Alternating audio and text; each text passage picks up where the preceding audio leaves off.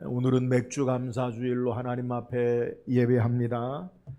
맥주 감사의 의미는 이스라엘 백성이 애굽에서 이제 광야 생활을 마치고 가나안 땅에 들어가 첫 번째 그들이 농사하여 밀을 추수하여 하나님 앞에 드린 그러한 절기의 내용이 맥주 감사 주일이에요. 하나님은 모세를 통해 이스라엘 백성에게 하나님 백성으로 세 가지 절기를 지킬 것을 하나님이 명하셨어요. 첫 번째는 유월절이에요. 유월절은 이스라엘 백성이 애굽에서 430년 종살이 하다가 10가지 재앙인 마지막 하나님이 애굽의 모든 장자는 장자만 해당하는 게 아니라 그 가족의 대표예요. 모든 장자를 죽이는 죽음에서 하나님 말씀을 따라 어린 양의 피로 문설주와 인방을 바르고 하나님 말씀을 따라 무교병 누룩을 넣지 않는 떡을 먹고 허리에 띠를 띠고 발에 신을 신고 지팡이를 짚고 떠날 준비를 하고, 그래서 하나님께서 그들을 구원하신 은혜의 역사를 너희가 기억해서 해마다 유대 원력으로 1월달, 현대 원력으로는 3월달인데요. 그 3월달에 이 유월절을 지키라. 유월절은 하나님이 우리를 구원하신 은혜를 기억하면서 하나님을 예배하고 하나님을 섬기는 것을 명하셔요. 이 첫 번째 지켜야 할 절기가 유월절. 두 번째는 이 유월절 절기를 지나고 난 7일이 7번 지나면, 그러니까 49일 50일째 되는 날 77절을 지켜라. 이 77절이 바로 맥주절이에요. 밀을 거두고 그 밀을 거둔 후에 첫 번째 보리를 거두고 밀을 거둔 후 추수가 완전히 끝나는, 이제 밀 추수가 끝나는 곡식의 낫을 되는 77절 맥주절을 지키라. 맥주절의 의미가 뭐냐? 이스라엘 백성이 가나안 땅에 첫 번째 농사하여 수확물을 얻은, 또 이스라엘 백성이 하나님 앞에 시내산에서 모세로부터 십계명을 하나님께로 받은 날, 이것이 다시 신약에 와서는 오순절, 하나님의 성령이 약속하신 그리스도의 성령이 임하셔서 교회의 탄생의 시작, 새 출발에 하나님의 은혜를 기억하고 하나님 말씀 안에 사는 절기가 바로 77절 맥주절이고요. 마지막은 수장절, 장막절을 지켜라. 이스라엘의 추수는 이제 마지막에는 곡식이 아니라 과일이에요. 그러니까 첫 번째 유월절에는 보리와 연결이 되고, 두 번째 77절은 밀과 연결이 되고요. 그리고 마지막 수장절에는 온갖 모든 열매들, 과일들, 그런 것들을 다 곡식에 저장하면서 마지막 장막절, 수장절을 지키라라고 말씀하세요. 우리가 하나님이 말씀하신 유월절이든 또 77절 맥주절이든 수장절, 장막절이든 하나님께서 명하신 공통된 내용이 뭐냐? 그것은 하나님께서 너희를 어떻게 구원하시고 너희에게 일하시고 역사하셨나를 기억하고 감사하라는 거예요. 여호와 하나님의 택한 백성의 가장 중요한 하나님 백성의 삶의 모습이 뭐냐? 그건 하나님의 구원의 은혜 앞에 감사하는 자들이다라는 것을 우리에게 소개하는 거예요. 오늘 구원받은 하나님의 자녀로 우리가 오늘 맥주절 감사로 예배하는데, 우리의 삶에 잊지 말아야 할 것이 뭐냐? 나는 하나님 앞에 감사하는 삶을 사는가? 이것을 우리에게 소개하는 거예요. 우리는 우리의 삶의 모습을 되돌아보면 우리의 삶의 현실이 감사보다는 불평과 모든 일에 불만족스러운 일이 우리에게 가득한 것 같은 삶을 살아요. 우리의 삶의 현실을 그대로 보여주는 뉴스나 미디어, 방송을 통해서 일어나는 소식들이 우리에게 들려지는 게 뭡니까? 그걸 보면요, 아름다운 미담의 소식은 거의 없고요, 모든 일들이 불행하거나 다투거나 싸우거나 그리고 무질서한 것이 대부분이에요. 바울은 디모데후서에 마지막 때에 고통하는 때의 특징을 우리에게 뭐라고 소개하냐면 감사하지 않는 것이다 라고 우리에게 말하고 있어요.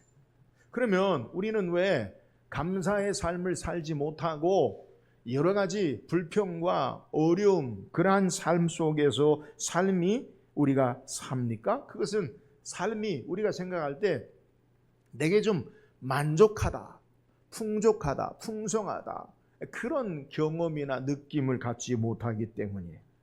삶이 우리에게 만족스럽다면 야, 참 좋다, 감사하다 이렇게 살 텐데 불만족스럽기 때문에 우리는 감사를 잃어버리고 감사와 거리가 좀 먼 삶을 산다는 거예요. 잠언 30장 15절에 보면 거머리에게는 두 딸이 있어 다오다오 하느니라 족한 줄을 알지 못하여 족하다 하지 아니하는 것 서너시 있으니, 이 말씀은 우리 인간의 욕심과 탐욕으로 말미암아 계속해서 만족할 줄 모르는 인간의 모습들을 우리에게 비유하는 거예요. 오늘 왜 우리가 감사를 잃어버렸습니까? 왜 우리에게 불만족스럽습니까? 우리 속에 계속해서 요구하는 것, 욕심이, 탐욕이 계속해서 거머리의 두 딸처럼 다오다오, 좀 더 원하고 좀 더 원하고, 무엇이 되어지는 것이 아니라 무엇이 되어져도 야, 조금만 더 있으면, 이것이 바로 우리의 삶의 감사를 잃어버리게 하는 모습이라는 거예요. 바로 우리는 하나님을 떠난 인생의 삶의 모습으로 결핍이, 우리의 부족함이, 우리의 삶에 만족할 수 없는 삶의 모습으로 불평과 감사를 잃어버리는 삶을 산다는 거예요. 끝없이 우리는 우리의 삶 가운데 있는 욕망과 탐욕으로 감사하지 못하고 무엇을 더 원하고 무엇을 더 원하고 바라는 것이 이루면 그 새로운 것으로 무엇을 채워야 하는 불만족스러운 삶이 우리의 삶이라는 거예요. 이런 모습 가운데 성경은 우리에게 바울 사도를 통해 참된 만족의 자족의 비결을 우리에게 소개해요. 감사의 기초가 되어지는 자족, 만족의 비결을 성경이 우리에게 소개하고 있다는 거예요. 오늘 말씀을 통해 바울이 가졌던 자족의 원리를 배우며 감사로 하나님을 예배하고 구원받은 하나님 백성으로 이 땅에 사는 저와 여러분 되기를 주의 이름으로 축원합니다. 오늘 함께 읽은 본문의 내용은 바울이 빌립보 교회의 성도들에게 보내는 편지의 내용 가운데 한 부분이에요. 근데 바울이 왜 그러면 빌립보 교회 성도들에게 편지를 보내느냐? 빌립보 교회 성도들이 바울이 로마 감옥에 갇혀 있을 때에 그들을, 바울을 위해서 물질적인 후원을 그들에게 보냈어요. 여기에 대해서 바울이 감사하고 있는 감사의 내용을 빌립보서를 통해서 전달하고 하나님의 복음의 말씀의 교훈을 그들에게 증거하는 거예요. 바울이 죄수 아닌 죄수, 황제에게 재판을 받으려고 기다리고 있는 그러한 상태에 있을 때에 빌립보 교회 성도들은 바울의 소식을 듣고요, 바울의 쓸 것을 공급한 거예요. 헌금을 모아서 바울의 생활비를 그들에게 보냈어요. 이에 대해 바울은요, 감사하면서 이 편지의 내용을 쓰는데 그는 먼저 기뻐하고 기뻐한다. 너희의 마음에 대해서 내가 기뻐한다. 빌립보 교회 성도들은 이번만이 아니라 지속적으로 바울의 후원자였어요.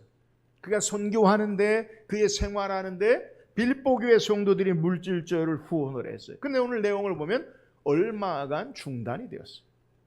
그래서 오늘 본문에 얼마간 중단이 되었다라는 것에 대해서 바울이 우리에게 다시 싹이 나미니라고 빌립보 교회 성도들에 대해서 이야기해요. 이 표현은 마치 다년생 식물, 나무가 겨울에는 죽은 것 같다가 봄에 다시 싹이 피는 것처럼 잠시 멈추었던, 어떤 형편인지 모르지만, 어떤 조건인지 모르지만 바울을 향한 후원이 끊어졌다가 다시 이제 바울이 로마 감옥에 갇혀 있을 때에 그 후원을 에바브로디도를 통해 행하는 모습에 하나님 앞에 감사하고 기뻐하고 사랑의 표현으로 격려하고 있는 내용을 우리에게 소개해요. 그러면서 바울은 이런 격려 가운데 때로는 자신에게 물질을 보내지 못했던 그러한 형편 가운데서 그들이 걱정하고 염려하는 것들을 통해서 뭐라고 이야기하느냐? 바울은 비록 감옥에 있지만 물질 때문에 내 삶의 모습이 좌우되지 않는다.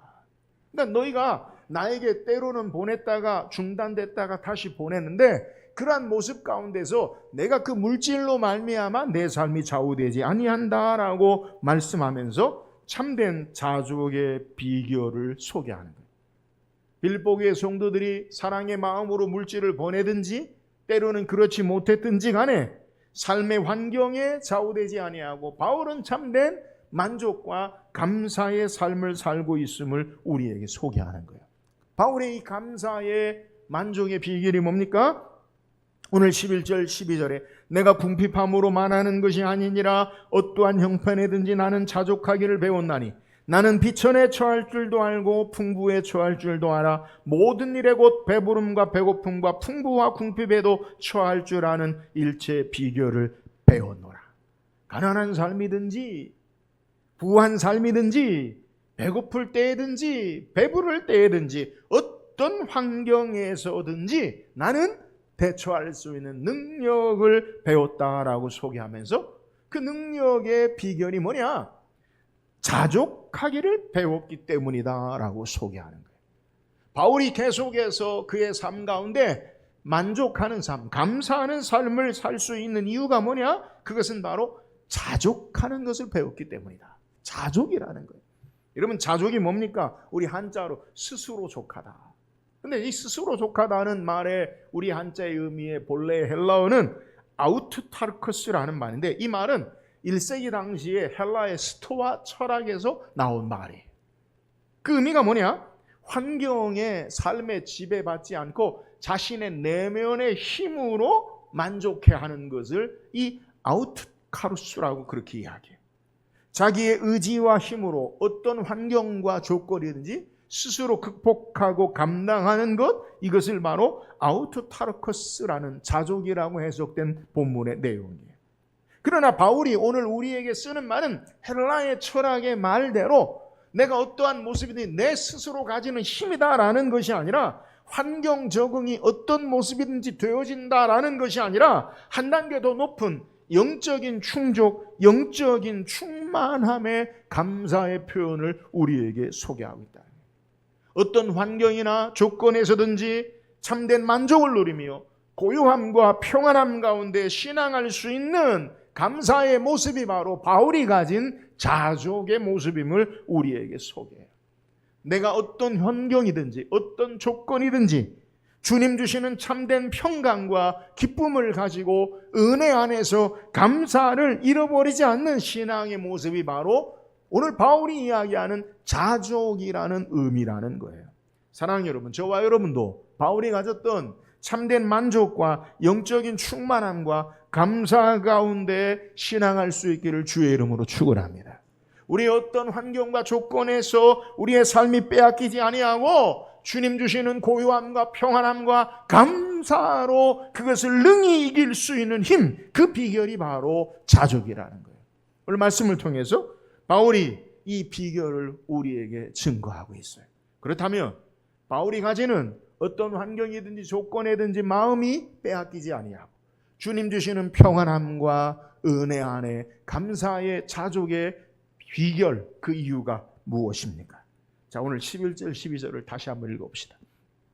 11절 12절 시작. 내가 궁핍함으로 말하는 것이 아니니라 어떠한 형편에든지 나는 자족하기를 배웠노니 나는 비천에 처할 줄도 알고 풍부에 처할 줄도 알아 모든 일 곧 배부름과 배고픔과 풍부와 궁핍에도 처할 줄 아는 일체의 비결을 배웠노라.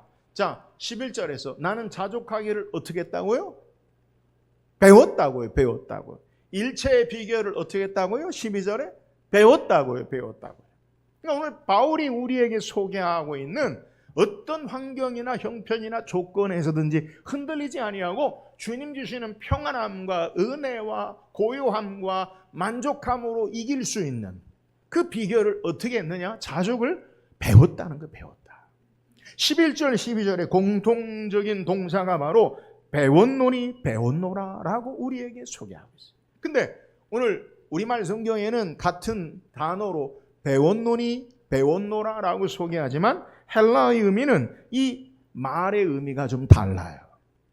11절에 배웠다라는 말은 히브리 헬라어로 만다노라는 말인데 일반적으로 단순히 지식을 습득한다, 학습한다라는 의미가 있어요. 그러니까 우리가 공부한다, 배운다 그런 의미가 바로 이 11절의 내용이에요. 근데 12절에 배운다라는 말은 성경을 통해 딱 한 번 사용한 말인데 헬라어로 미에오라는 말인데 전수하다, 친밀하게 가르쳐준다라는 의미가 있어요. 이 의미는요, 신약 성경에 딱 한 번 나오는데 흔히 어떻게 해석하냐? 비밀을 전수받다. 1세기의 고대 신비 종교의 입문에서 그 종교의 비밀을 터득하는데 이 단어가 사용되었어요. 우리는 흔히 오늘날 텔레비전 방송에 보면 유명한 식당, 맛있는 음식의 식당을 꼭 하는데 그 마스터의 비결을 가르쳐줘요, 안 가르쳐줘요? 안 가르쳐줘요. 그죠? 안 가르쳐줘요. 누구에게 가르쳐줄 것 같아요? 아무도 몰라. 며느리도 몰라요? 그거 그냥 자기 자식에게는 가르쳐줄 것 같아. 그죠? 그래서 대부분 잘 되는 식당을 보면요, 대를 이어서 해요. 왜 그러느냐? 자기 자식에게 그 노하우만을, 레시피를 전달하는 거예요. 여러분, 이게 바로 오늘 성경이 우리에게 이야기하는 배웠노라라는 의미예요. 그러니까 친밀하게 그리고 비밀을 그에게만 가르치는 그러한 모습을 우리에게 소개하는 거예요. 그러니까 바울은 자족하는 비결을 어떻게 했느냐? 자기가 친밀하게 비밀스럽게 전수받았다라는 표현을 우리에게 쓰고 있는. 그러면 바울은 누구에게 이 비밀을 전수받았을까요? 누구에게 이 비밀을 전수받았을까요? 예수 그리스도시죠. 예수 그리스도. 예수 그리스도에게 배운 것을 우리에게 소개해요. 그러면 우리는 여기서 의문이 들어요. 바울이 언제 예수님에게 이걸 배웠느냐? 여러분, 예수님의 제자, 12제자는 3년 동안 예수님과 함께 먹고 마시고 가르침을 배우고 주님과 함께 생활했어요. 그래서 예수님의 12제자 중에서 베드로가 나는 예수님에게 이걸 배웠다라고 하면 우리가 이해가 돼요.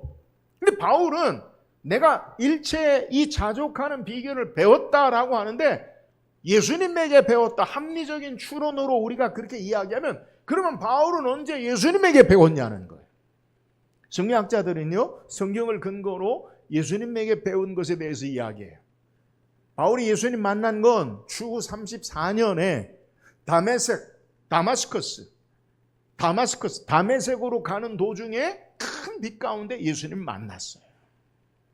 그리고 그가 성경의 갈라디아서 1장에 보면 제자들을 바로 이방인의 제자로 사도로 세움받았지만 다메섹 도상에서, 그리고 다메섹에서 아나니아로 눈을 뜨고 너를 하나님이 이방인의 사도로 세우느라 사명을 받았지만 바로 제자들 만나러 예루살렘에 가지 아니하고 갈라디아서 1장 16절 17절에 보면 내가 아라비아로 갔다가 3년 후에 게바를 만나러 예루살렘에 갔다, 이렇게 소개해요. 그러니까 예수님을 만난 이후에 3년 동안 어디로 갔느냐? 아라비아를 갔다는 거예요.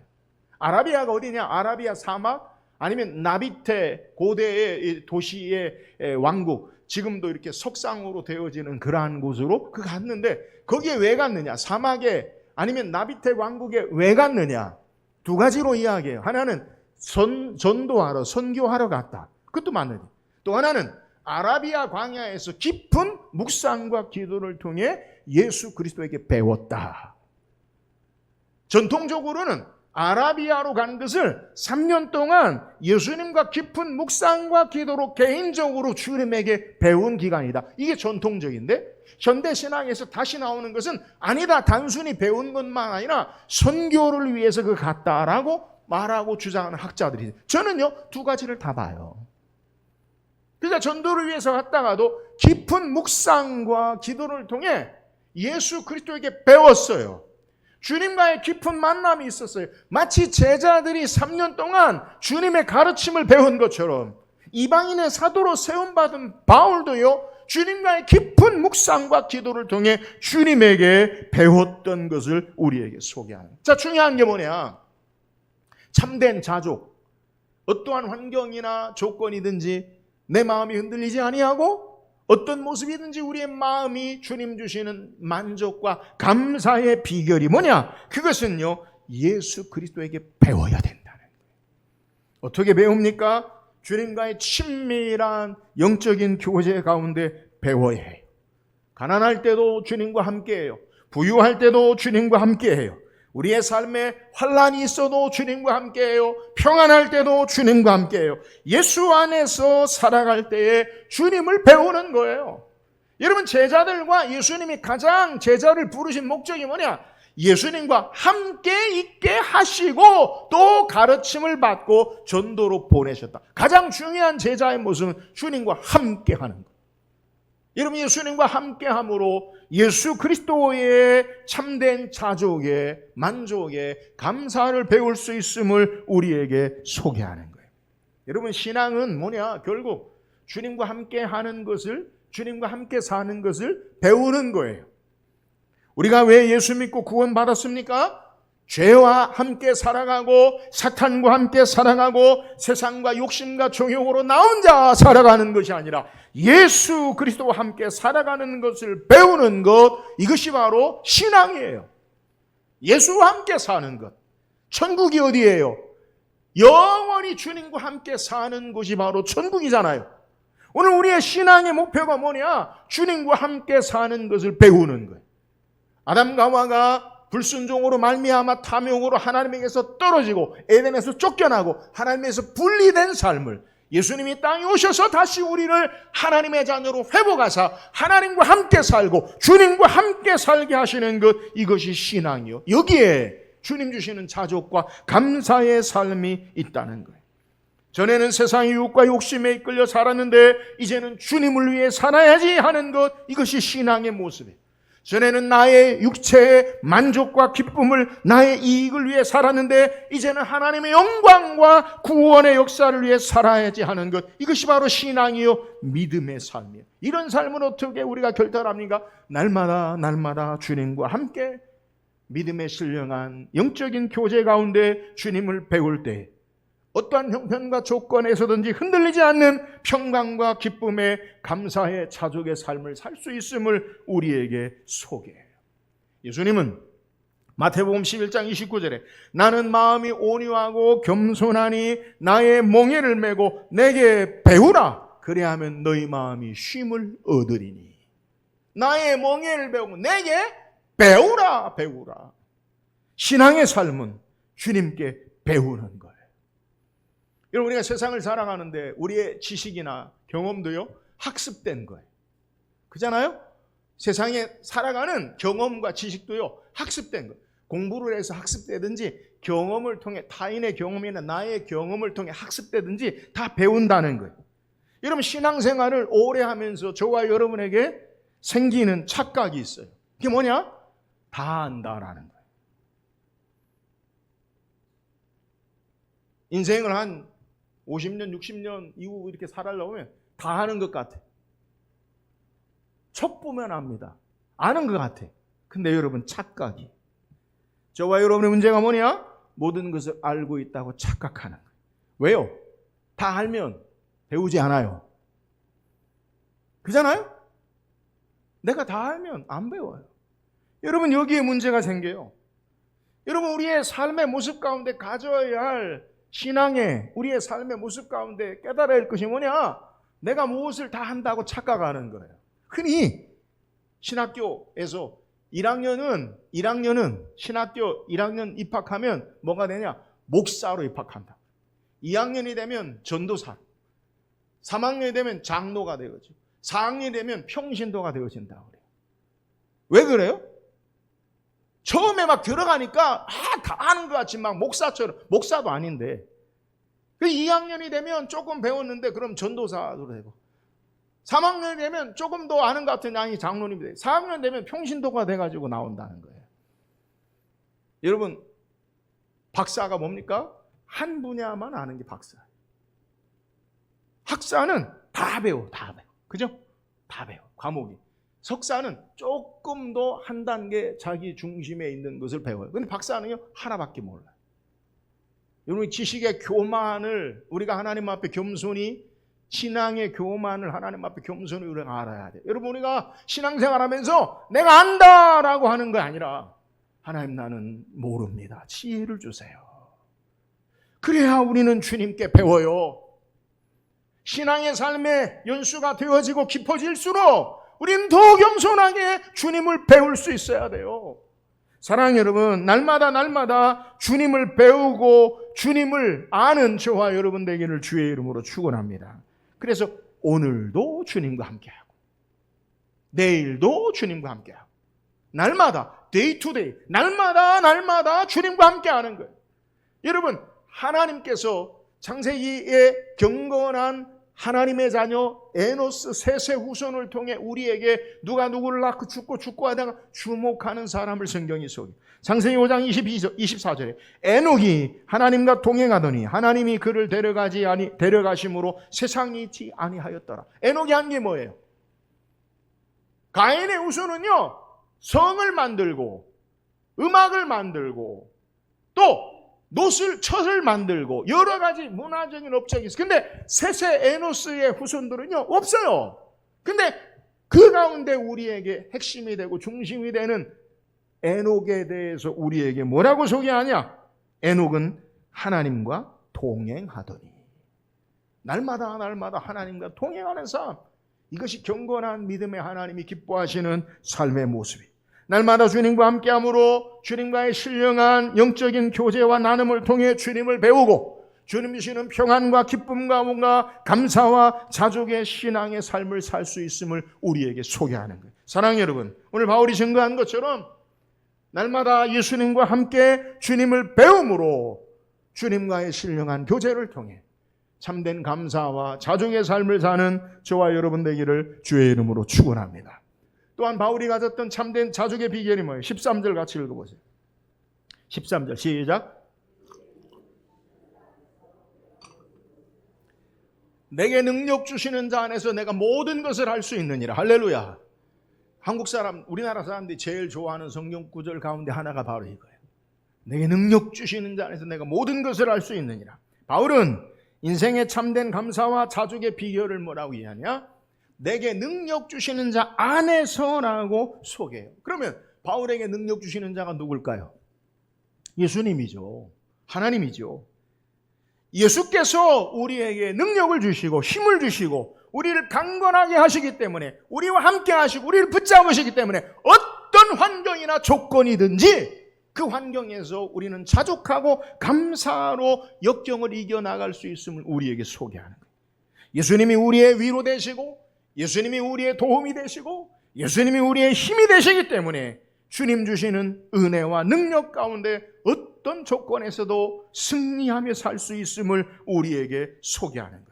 그래서 예수님은 요한복음 16장 33절에 이것을 너희에게 이름은 너희로 내 안에서 평안을 누리게 하려 함이라. 세상에서는 너희가 환난을 당하나 담대하라. 내가 세상을 이기었노라 하시니라. 여러분, 예수님이 세상을 이기신 능력의 주님 되심을 믿으시기를 주의 이름으로 축원합니다. 그러므로 주님과 함께하는 자가 주님의 능력으로 이기는 자가 되는 거예요. 우리가 부르는 찬송가 93장에 예수는 나의 힘이요, 예수는 나의 생명이요, 예수는 나의 소망이요, 예수는 나의 기쁨이요, 예수는 나의 힘이요. 예수님이 힘이세요. 우리의 힘이 누구냐? 예수님이. 다윗도 고백하죠. 시편 18편 1절에 나의 힘이신 여호와여 내가 주를 사랑하나이다. 사랑하는 여러분, 예수님이 우리의 참된 힘되심을 믿으시기를 주의 이름으로 축원합니다. 우리는 세상이 주는 힘을 의지하고 사는 자들이 아니라 주님이 주시는 힘으로 주님 주시는 능력 가운데 사는 자들임을 우리가 바르게 알아야 돼요. 우리가 세상을 살아가면서 때로는 여러 가지 역경이나 고난이나 힘든 일을 만날 때 우리 마음에 첫 번째 의지하는 게 뭐냐? 누가 나를 도와줄까? 사람 바라보자. 그렇잖아요. 쉽게 돈이 필요해. 누가 나한테 돈 줄까? 돈 꿔줄까? 사람 보잖아요. 이사야 2장 22절에 너희는 인생을 의지하지 말라. 그의 호흡은 코에 있나니 새말 가치가 어디 있느냐. 여러분, 인생 의지하지 말라. 어떤 사람이 물질과 능력이 되는 줄을 우리가 생각하는데, 에스겔 7장 19절에 그들이 그 은을 거리에 던지며 그 금을 오물같이 여기리니 이는 여호와 내가 진노를 내리는 날에 그들의 은과 금이 능히 그들을 건지지 못하며 능히 그 심령을 촉하게 하거나 그 창자를 채우지 못하고 오직 죄악의 걸림돌이 되미로다. 여러분, 은과 금이 능히 그들을 건지지 못하며 그 심령을 촉하게 하거나 그 창자를 배를 채우지 못하고 오직 죄악의 걸림돌이 됨이라. 여러분, 물질이 힘인 것 같은데 그렇지 못하다는 거예요. 우리에게 참된 능력과 힘은 예수 그리스도, 전능하신 하나님 되심을 우리는 기억해야 돼요. 여호와 하나님이 우리의 힘이세요. 사람이 힘이 아니라, 물질이 힘이 아니라, 명예와 권력이 힘이 아니라 여호와 하나님 그리스도가 힘이 되신다는 거예요. 창세기 18장 14절에 보면 생리가 끊어진 소망이 없는 사라에게 하나님께서 뭐라 말씀하냐? 창세기 18장 14절에 여호와께서 능하지 못한 일이 있겠느냐? 기한이 이를 때 내가 내게 돌아오리니 사라에게 아들이 있으리라. 내년 이맘때 아들이 있으리라 하니까 웃어요. 내가 웃었느냐? 안 웃었어요. 왜요? 나는 생리가 끊어졌어요. 아이를 낳을 수 없어요. 불가능해요.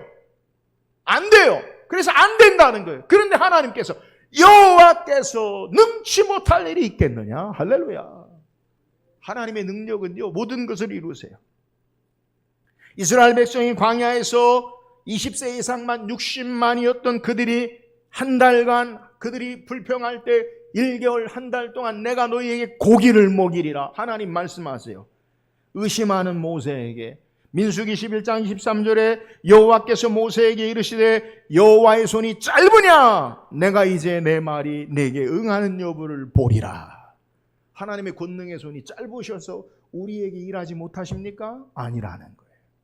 사랑하는 여러분, 오늘 창조주 하나님의 능력, 우리를 구원하신 구원의 능력, 그 하나님이 모든 것을 행하시고 이루시는 우리의 참된 능력이 됨을 믿으시기를 주의 이름으로 축원합니다.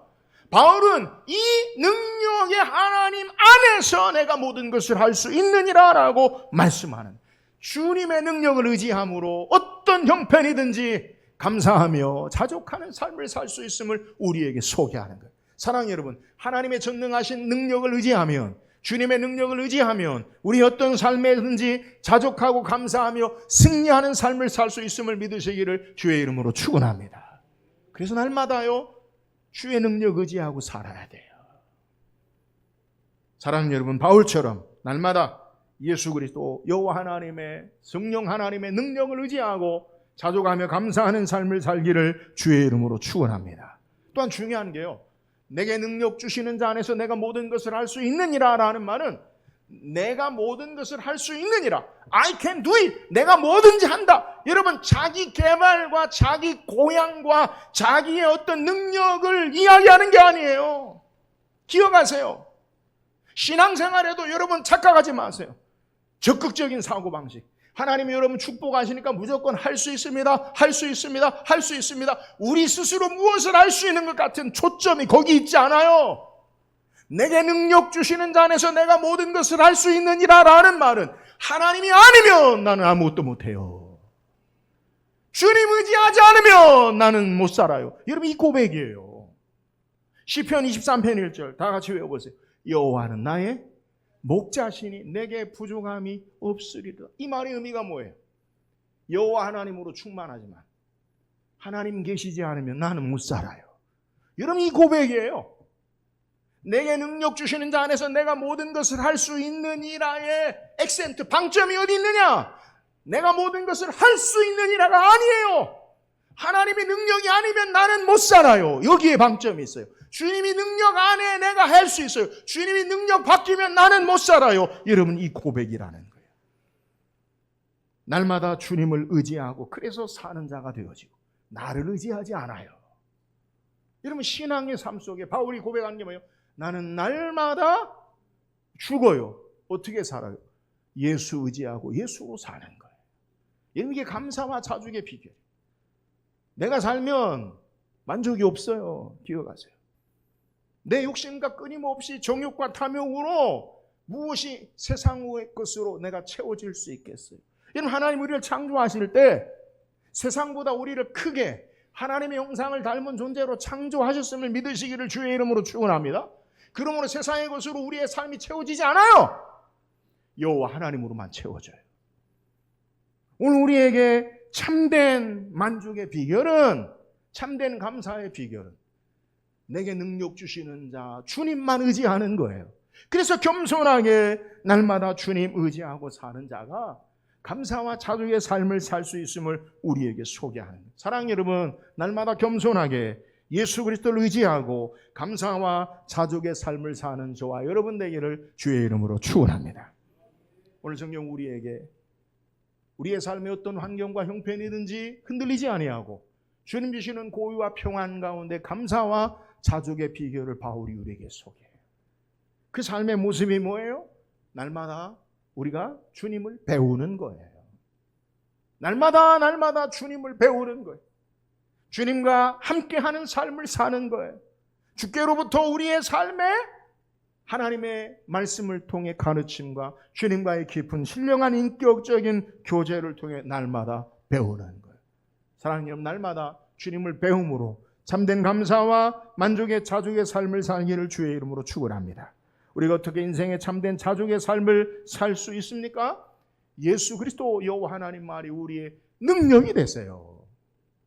세상의 힘이 아니라, 돈이 힘이 아니라, 인간의 지혜와 지식의 힘이 아니라 여호와 하나님이 능력 되심을 의지하고 겸손하게 날마다 주님 의지하고 어떤 환경과 삶의 조건에서든지 하나님 앞에 감사와 자족의 삶을 사는 우리 모든 성도 되기를 주의 이름으로 축원합니다.